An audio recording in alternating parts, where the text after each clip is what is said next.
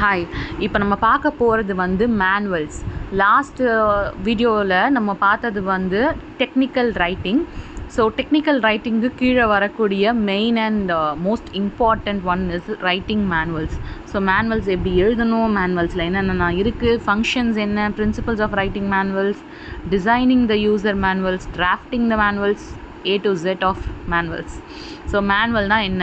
Manual is like a user manual, instruction manual. நம்மளோட எந்த product வாங்கினாலும் கூட வர்ற அந்த குட்டியான small chunk of paper which has all the information regarding the product is called as the manual. So manual வந்து எப்படி எழுத போகிறோம், எப்படி எழுதணும், என்னென்னலாம் இருக்கணும் எல்லாமே பார்க்க போகிறோம்.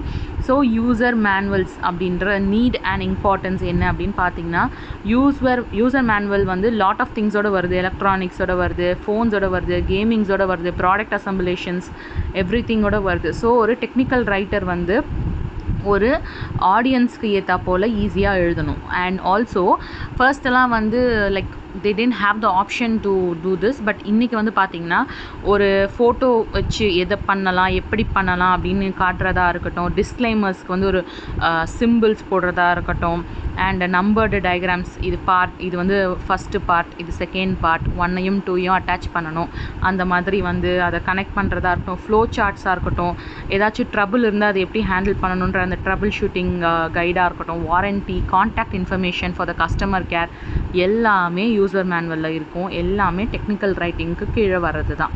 ஸோ இப்போ வந்து இதெல்லாம் எப்படி பண்ணணும் அப்படின்றத பார்க்க போகிறோம். ஃபர்ஸ்ட்டு ஒரு கண்டென்ட் எழுத போகிறோம், ஒரு மேனுவலுக்கு எழுத போகிறோம்னா த ரைட்டர் ஷுட் ஹிம்செல்ஃப் என்ன சொல்கிறது, ஹீ ஷுட் டீச் ஹிம்செல்ஃப். அவரே வந்து அதை பண்ணி பார்க்கணும். It's self teaching process.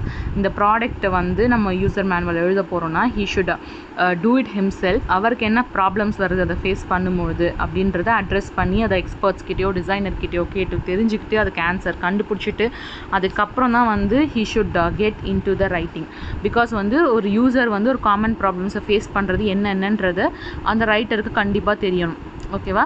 So ஒரு டெக்னிக்கல் சப்போர்ட் வந்து ஒரு ஃபோனுக்கு வந்து ரியலி எக்ஸ்பென்சிவ். ஸோ ஒரு யூசர் மேனுவல் இருந்துச்சுன்னா ஒரு ட்ரபிள் வரும்போது என்ன பண்ணணும் அப்படிங்கிற ஒரு ஐடியா இருக்கும். ஓகேவா?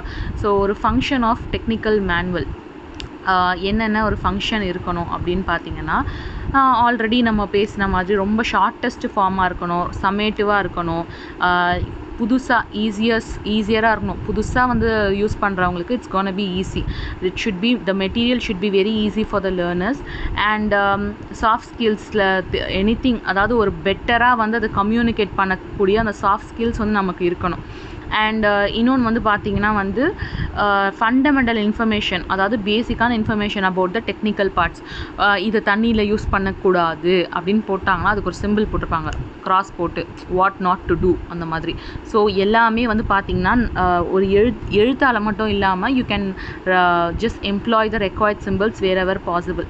So principles of technical writing பார்த்திங்கன்னா அதை தான் நம்ம டீட்டெயில்டாக பார்க்க போகிறோம். ரைட் எஃபெக்டிவ் லீட்ஸ், இதுதான் first point. Effective leads in the sense, ஒரு யூசர் மேனுவல் வந்து சும்மா அப்படியே பேஜ் பேஜாலாம் போகக்கூடாது. அதில் என்ன வந்து அப்ஜெக்டிவ், அது என்ன ஃப்ரேம் அப்படின்னு சொல்லிட்டு ஃபஸ்ட்டு வந்து பார்த்திங்கன்னா லைக் ஒரு புக்கில் எப்படி இருக்கும், டேபிள் ஆஃப் கண்டென்ட்ஸ் என்னென்னலாம் இருக்குது. ஓகேவா? ஃபார் எக்ஸாம்பிள், நான் ஒரு மைக்ரோவேவ் ஓவன் வாங்குறேன்னு வச்சுக்கோங்களேன். How to defrost, how to boil, how to clean the microwave, what to do with how to contact the customer care, அந்த மாதிரி வந்து இந்த புக்லெட்குள்ளே என்னெல்லாம் இருக்குது, எந்தெந்த பேஜில் இருக்குது அப்படிங்கிறத ஒழுங்காக வந்து ஃப்ரேம் பண்ணணும். சும்மா எடுக்க ஆரம்பிச்சோன்னே தேங்க்யூ ஃபார் பையிங்னு அப்படியே எழுதிட்டே போகக்கூடாது. ஃபர்ஸ்ட் வந்து it should have a proper content, table of content. பார்த்தா இப்போ எனக்கு வந்து இப்போ டீஃப்ரோஸ்டிங் தான்ப்பா எப்படி பண்ணணும்னு தெரியணும் அப்படின்னு திருப்பி பார்த்து அந்த டேபிள் ஆஃப் கண்டென்ட்டை பார்த்தா டீஃப்ரோஸ்டிங் பேஜ் நம்பர் 3ல் இருக்கா, 3க்கு டேரெக்டாக நான் போயிடுவேன். அவ்வளோதான். ஸோ வள கொலக்கலன்னு இல்லாமல் கரெக்டாக அப்ஜெக்டிவ் என்னமோ அதை ஒழுங்காக இன்ட்ரடக்ஷனோடையும் கன்க்ளூஷனோடையும் எழுதணும். ஒரு எக்ஸாம்பிளுக்கு கொடுத்துருக்காங்க, in this section you will learn how to pay commerce software using the profile menu அப்படின்றது ஃபஸ்ட்டு. இப்போ நம்ம வந்து ஒரு மேனுவலை படிக்கும்போது அதோட அப்ஜெக்டிவ் என்ன, நான் மைக்ரோ இருக்க வச்சு சொல்கிறேனே, in this section you are going to see how to defrost a food அப்படின்னு வந்து இருக்கும். அடுத்து வந்து இன்ட்ரடக்ஷனில் வந்து அதுக்கு ஒரு இன்ட்ரடக்ஷன் போட்டு கன்க்ளூஷனில் வந்து in this section you have learnt how to do this அப்படின்னு போட்டு முடிச்சிடணும். அது ஸோ ப்ராப்பர் இன்ட்ரடக்ஷனும் ப்ராப்பர் கன்க்ளூஷனும் இருக்கணும். அப்ஜெக்டிவான ஃப்ரேமில் வந்து பார்த்திங்கன்னா, அப்ஜெக்டிவ் இன் த சென்ஸ் என்ன சொல்கிறது, நான் எழுதுகிற மாதிரி எழுதாமல் ஒரு ப்ராப்பராக தேர்ட் பர்சன் பாயிண்ட் ஆஃப் வியூலேருந்து தான் எழுதணும் எல்லா இன்ஸ்ட்ரக்ஷனையும். ஓகேவா? ஃபார் எக்ஸாம்பிள் இன்ட்ரொடக்ஷன் ஃப்ரேம் அப்படின்னு போட்டுட்டு safety precautions, suitable accessories, useful cooking tips இதெல்லாம் போட்டுட்டு, அண்ட் அதுக்கப்புறம் வந்து பார்த்திங்கன்னா simple reheating, defrosting, grill cooking, extra cooking டைம்லாம் அப்படி செட் பண்ணணும் அப்படிலாம் போட்டுட்டு, அண்ட் கடைசியாக வந்து பார்த்திங்கன்னா இது எல்லாமே பண்ணி if you have any problem contact the customer care அப்படின்னு சொல்லி போட்டுடலாம். அண்ட் இது வந்து எப்படி வந்து எழுதணும் அப்படிங்கிறதுக்கான ஒரு லீட்ஸ். ஓகேவா? நெக்ஸ்ட் வந்து பார்த்திங்கன்னா ஸ்கேனிங் அண்ட் ஸ்கிம்மிங். சில கண்டென்ட்டை வந்து சும்மா அப்படியே நான் சொன்ன மாதிரி மொத்தமாக எழுதுனா படிக்கலாம் தோணாது. சும்மா அப்படியே ஸ்கேன் பண்ணிவிட்டு கண்ணால் போயிட்டே இருப்பாங்க. they don't go into the content. சும்மா அப்படியே ஸ்கேன் அண்ட் ஸ்கிம் பண்ணிட்டு போயிட்டே இருப்பாங்க. ஸ்கேனிங் இன் த சென்ஸ் சும்மா படிக்க மாட்டாங்க, அப்படியே போயிட்டே இருப்பாங்க, ஃபாஸ்ட் ஃபார்வர்ட் போட்ட மாதிரி போயிட்டே இருப்பாங்க. அந்த மாதிரி இல்லாமல் ப்ராப்பராக நான் சொன்னேன்ல, இப்போ எனக்கு தேவை என்னமோ அதில் அந்த மேனுவலில் நான் கண்டுபிடிக்கணும். I cannot read the full manual, I don't have the time to do it. So எனக்கு இப்போ டீஃப்ரோஸ்டிங் பண்ணணும்னா டீஃப்ரோஸ்டிங் பண்ணுறது எப்படின்றது மட்டும்தான் எனக்கு தெரியணும்.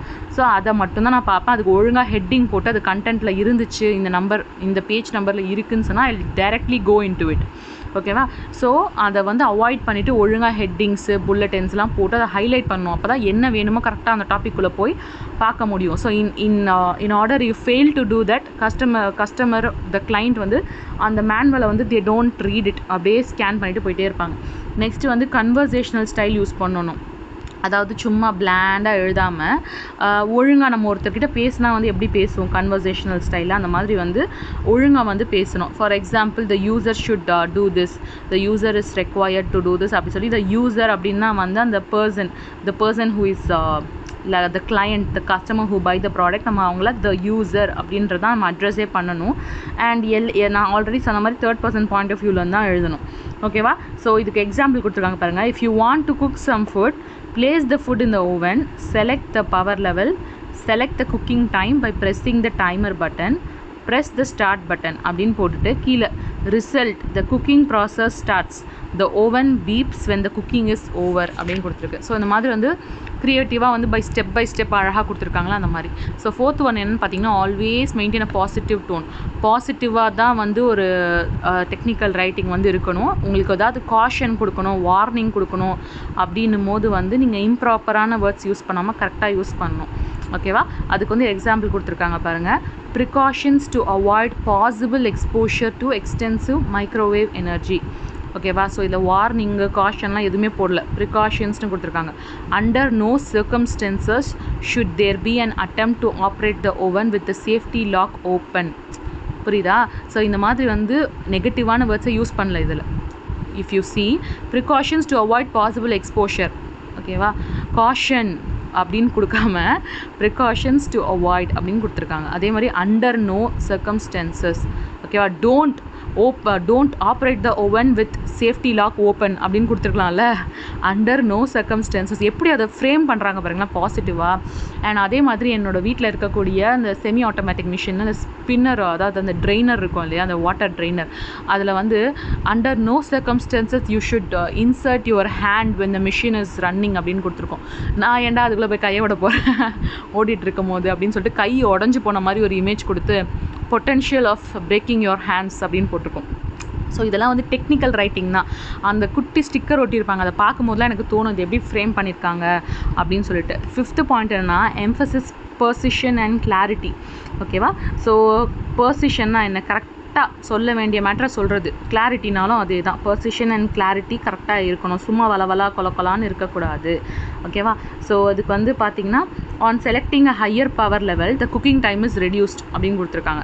நம்ம வந்து இப்போ நார்மலாக எழுதணும்னா there is a higher power level, if you select that the cooking time will be reduced அப்படின்னு எழுதுவோம். ஸோ இதை வந்து எவ்வளோ ஷார்ட்டஸ்ட் அஸ் பாசிபிள் எழுதணுமோ அப்படி எழுதுங்கன்னு சொல்லியிருக்காங்க.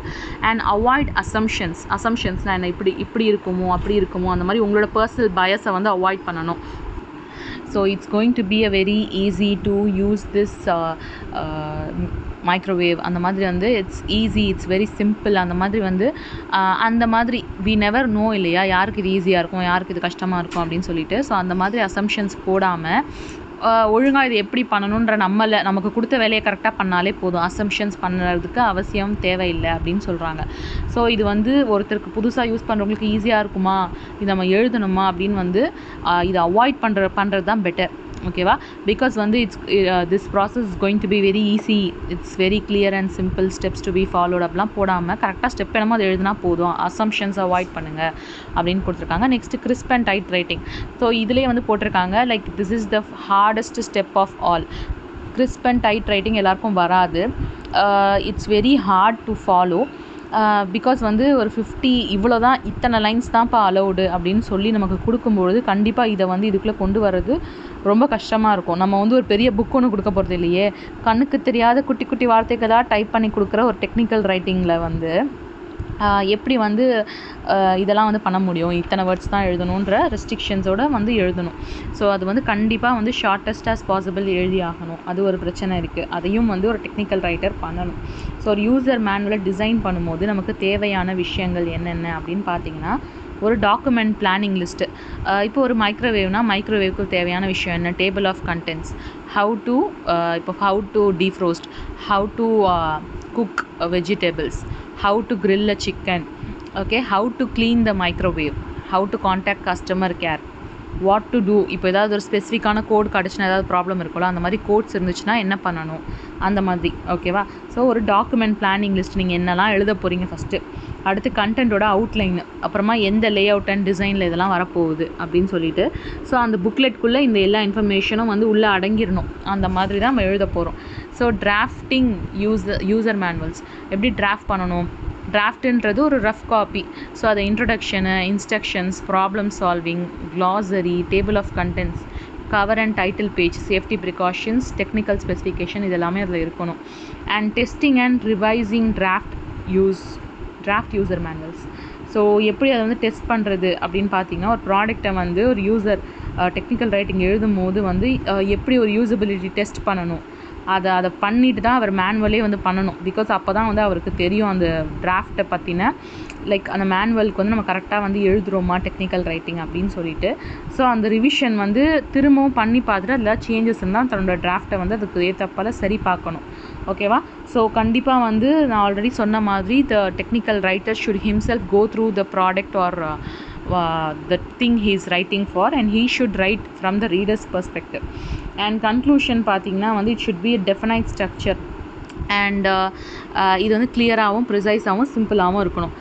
So mostly conclusion ends with customer care, warranty, இதெல்லாம் வந்து இதோட தான் முடியும் for an electronic device or something. And இது எப்படி அசம்பிள் பண்ணணும் அப்படிங்கிற ஒரு ப்ராடக்ட்லேயும் கன்சியூமருக்கு வந்து have a good day, like உங்கள் லைஃப் வந்து இன்னும் கொஞ்சம் சிம்பிளராக ஈஸியாக ஆகிடுச்சு அப்படி சொல்லி கூட நம்ம முடிக்கலாம்.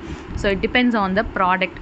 ஸோ யூசர் மேனுவல் இல்லாத ஒரு ப்ராடக்ட் வந்து கிடையாது. ஓகேவா? இட் ஸ்டார்ட்ஸ் ஃப்ரம் ஒரு பெட்டாக இருக்கட்டுமே, ஒரு காட் வாங்குகிறோன்னா கூட அது எப்படி மெயின்டைன் பண்ணணும், எப்படி அது வேக்கம் பண்ணணும், எப்படி அதை க்ளீன் பண்ணணும் அப்படிங்கிறதுல ஆரம்பித்து ஒரு சாதாரண ஒரு என்ன சொல்கிறது ஒரு 200 rupeesக்கு ஒரு இயரிங் வாங்கினா கூட தே சென்ட் த யூசர் மேனுவல் ஆன்லைனில். இது எப்படி மெயின்டைன் பண்ணணும், கலர் வந்து ஃபேட் ஆகாமல் இருக்க, how to maintain this properly அப்படின்னு சொல்லிட்டு. அண்ட் ஒரு ஹேண்ட்பேக் வாங்குகிறோம், அங்கேயும் சேஃப்டி ப்ரிகாஷன்ஸ் எல்லாம் அமேசானில் இருக்குது. Even though they don't send us personally, அங்கே இருக்குது how to properly maintain it, how to clean the bag and all those things. So user manual இல்லாதது எதுவுமே கிடையாது. ஸோ யூசர் மேனுவல் எழுதுகிறவங்க எக்கச்சக்க பேர், கண்ணுக்கு தெரியாதவங்க இருக்க தான் செய்கிறாங்க. They go through all these things very well. And இந்த இன்ஸ்ட்ரக்ஷனல் ரைட்டிங்கை வந்து அவங்க பண்ணிட்டு தான் இருக்காங்க. For some it may seem like very boring thing, but for some people this may seem very interesting, especially இது உங்களோட எக்ஸ்பர்டீஸில் இருக்குது அப்படின்னா. ஓகேவா? நான் வந்து லைக் டெக்னிக்கல் ரைட்டிங் அப்படின்ற ஆஸ்பெக்ட் இல்லாமல் I've seen like many technical people, like technical bloggers-ஆக இருக்கட்டும், I've seen a lot of people. I used to follow them also. ஒரு எக்ஸாம்பிள் வந்து there was a blog called IMBBன்னு ஒரு blog இருந்துச்சு. So it was entirely about skin care and makeup. Not now, இப்போவும் இருக்குது, but it is not like so active now. So skin கேர்லேருந்து பேசிக்ஸ்லேருந்து எல்லாமே வந்து எப்படி யூஸ் பண்ணணுன்றது வந்து ஒரு பேசிக் லேர்னர்லேருந்து எல்லாமே ஆக்சஸ் பண்ணி they can write their reviews also. So இது வந்து like people don't know how to யூஸ்ன்னும் போது they can access these. And அதே மாதிரி வந்து if you're a car lover அந்த மாதிரி இருந்தீங்கன்னா இந்த காரில் வந்து என்னென்ன ஸ்பெசிஃபிகேஷன்ஸ் வந்து இன்க்ளூட் ஆகிருக்கு, இந்த கார் வந்து இந்த டைமில் தான் லான்ச் ஆக போகுது, அதாவது அது லான்ச் ஆக முன்னாடியே அதில் இருக்கக்கூடிய ஸ்பெசிஃபிகேஷன்ஸை எல்லாத்தையும் மென்ஷன் பண்ணி do you think this is worth the price அப்படின்னு சொல்லி போட்டு வந்து டெக்னிக்கல் ரைட்டிங்லாம் எழுதுவாங்க. I've seen a lot, I've read through a lot. So இந்த மாதிரி உங்களுக்குன்னு பிடிச்ச ஃபீல்ட்ஸில் if you are going into the technical writing, நான் அந்த ஃபீல்டில் வந்து you will shine because you have a better knowledge and you have the upper hand. உங்களுக்கு வந்து ஆல்ரெடி பிடிச்ச ஃபீல்டுன்றதால you can always have an upper hand. You can no the updates very easy because பிடிக்காத இடத்துல இருக்கிறத விட பிடிச்ச இடத்துல இருக்கும்போது நமக்கு அப்டேட்ஸ் வந்து it will give us happiness. So அந்த மாதிரி ஒரு ஃபீல்டில் if you are going to choose technical writing, you should be there as an in-house technical writer for something you love. You will absolutely shine. So with this I'm ending this technical writing.